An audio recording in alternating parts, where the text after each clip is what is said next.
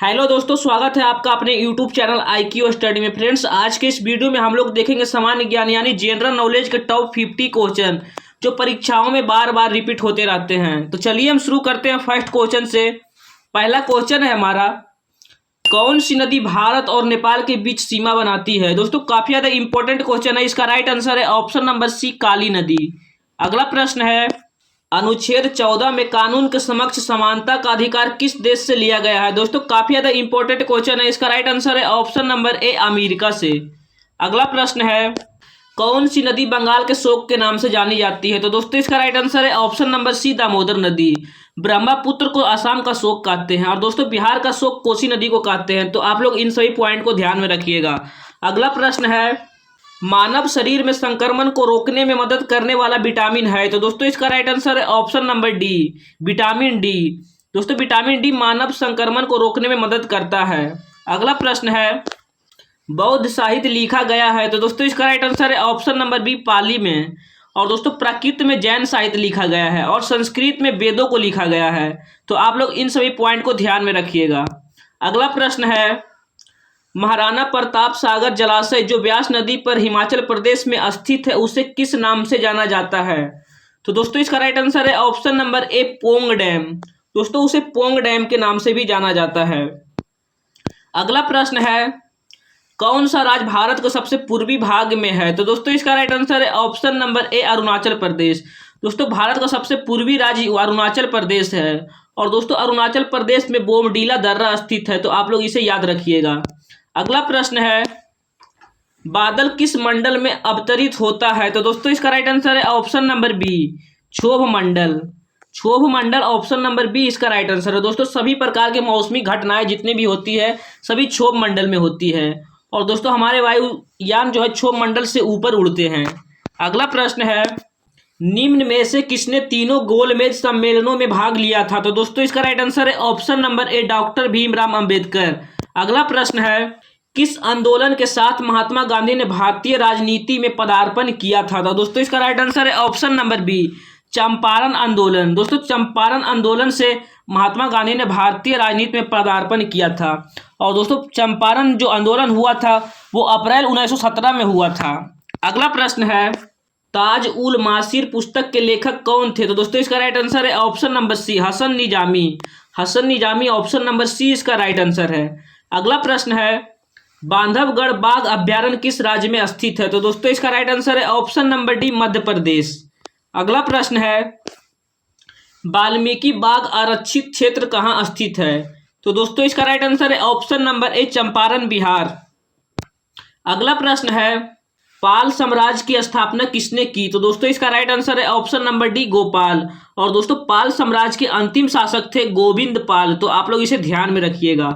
अगला प्रश्न है, सेन वंश के संस्थापक कौन थे। तो दोस्तों, इसका राइट आंसर है ऑप्शन नंबर बी, सामंत सेन। और दोस्तों सेन वंश के अंतिम शासक थे लक्ष्मण सेन। तो आप लोग इसे ध्यान में रखिएगा। अगला प्रश्न है, राष्ट्रपति ने अब तक कितनी बार राष्ट्रीय आपातकाल की घोषणा की है। तो दोस्तों, इसका राइट आंसर है ऑप्शन नंबर सी, 3 बार।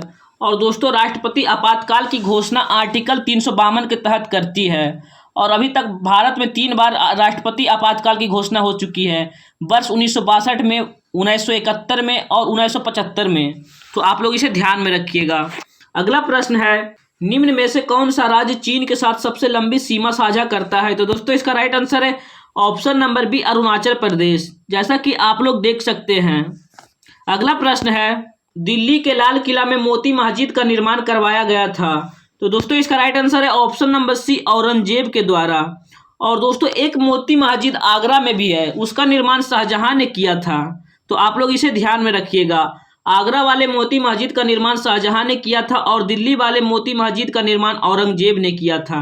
अगला प्रश्न है, गुजरात का प्रसिद्ध द्वारकाधीश मंदिर निम्न में से किस नदी के तट पर स्थित है। तो दोस्तों, इसका राइट आंसर है ऑप्शन नंबर डी, गोमती नदी के तट पर। अगला प्रश्न है, भारत के निम्न में से किस राज्य में विश्व का एकमात्र तैरता हुआ उद्यान स्थित है। तो दोस्तों, इसका राइट आंसर है ऑप्शन नंबर बी, मणिपुर में। दोस्तों मणिपुर में स्थित है कैबुल नामजाओ नेशनल पार्क, जो कि विश्व का एकमात्र तैरता हुआ पार्क है। अगला प्रश्न है, निम्नलिखित राज्यों में से भारत के किस राज्य में मानस राष्ट्रीय उद्यान है। तो दोस्तों इसका राइट आंसर है ऑप्शन नंबर सी, असम। अगला प्रश्न है, लोकसभा के लिए कितने सदस्य तय हैं? तो दोस्तों इसका राइट आंसर है ऑप्शन नंबर बी, 552। और दोस्तों मूल संविधान में लोकसभा सदस्यों की संख्या थी 500, तो आप लोग इसे ध्यान में रखिएगा। अगला प्रश्न है, चैल हिल स्टेशन में स्थित है? तो दोस्तों इसका राइट आंसर है ऑप्शन नंबर ए, हिमाचल प्रदेश में।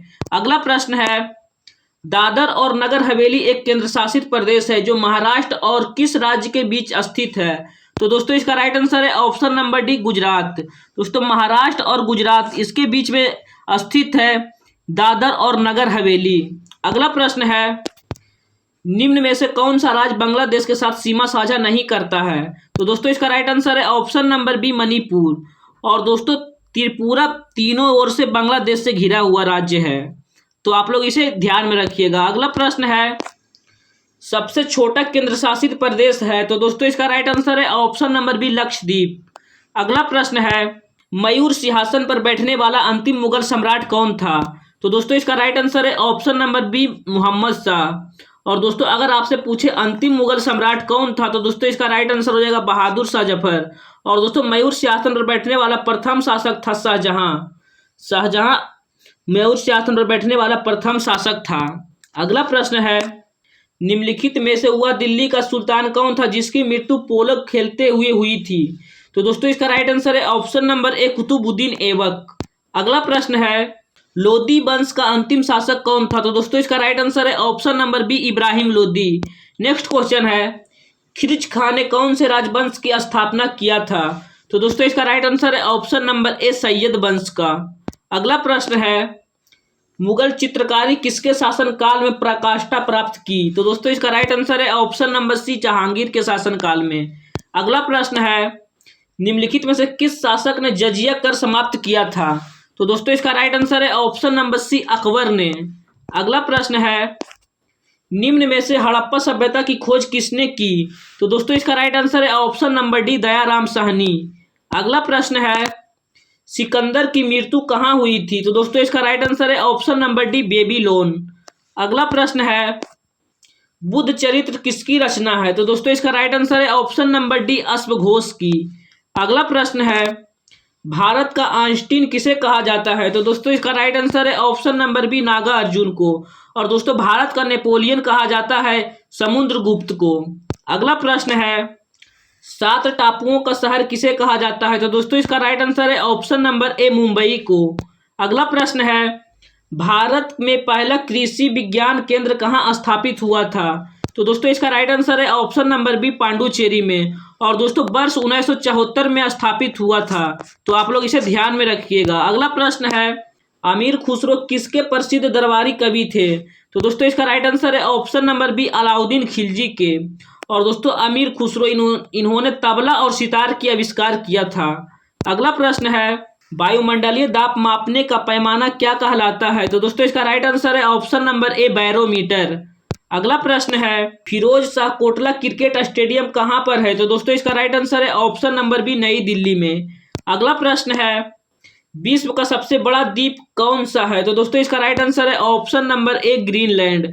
और दोस्तों इस पर राजनीतिक अधिकार डेनमार्क देश का है। अगला प्रश्न है, पंजाब के अमृतसर के जलियांवाला बाग हत्याकांड कब हुआ था? तो दोस्तों इसका राइट आंसर है ऑप्शन नंबर ए, 13 अप्रैल 1919 ईस्वी को। अगला प्रश्न है, गुरुत्वाकर्षण की खोज किसने की थी?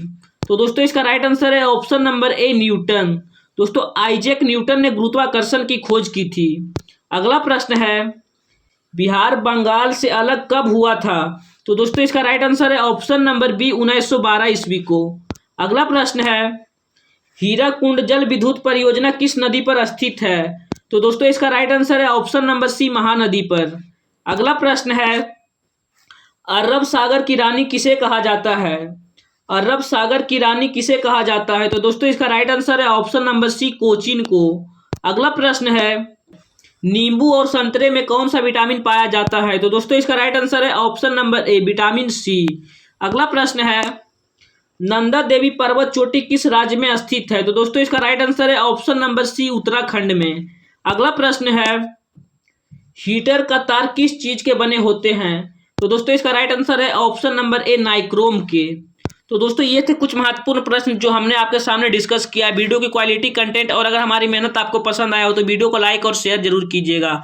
और चैनल पर नए हैं तो आपसे प्यारा सा रिक्वेस्ट है कि चैनल को सब्सक्राइब करके बेल आइकन को ऑन कर दें, जिससे आगे आने वाला वीडियो का नोटिफिकेशन आपको मिलता रहे। और दोस्तों अगर आप इन सभी प्रश्नों का PDF चाहते हैं तो नीचे डिस्क्रिप्शन बॉक्स में हमारा टेलीग्राम चैनल का लिंक है, आप वहां हमसे जुड़ सकते हैं। वहां सभी क्लास का PDF प्रोवाइड कर दिया जाता है। तो चलिए मिलते हैं नेक्स्ट वीडियो में, तब तक के लिए जय हिंद।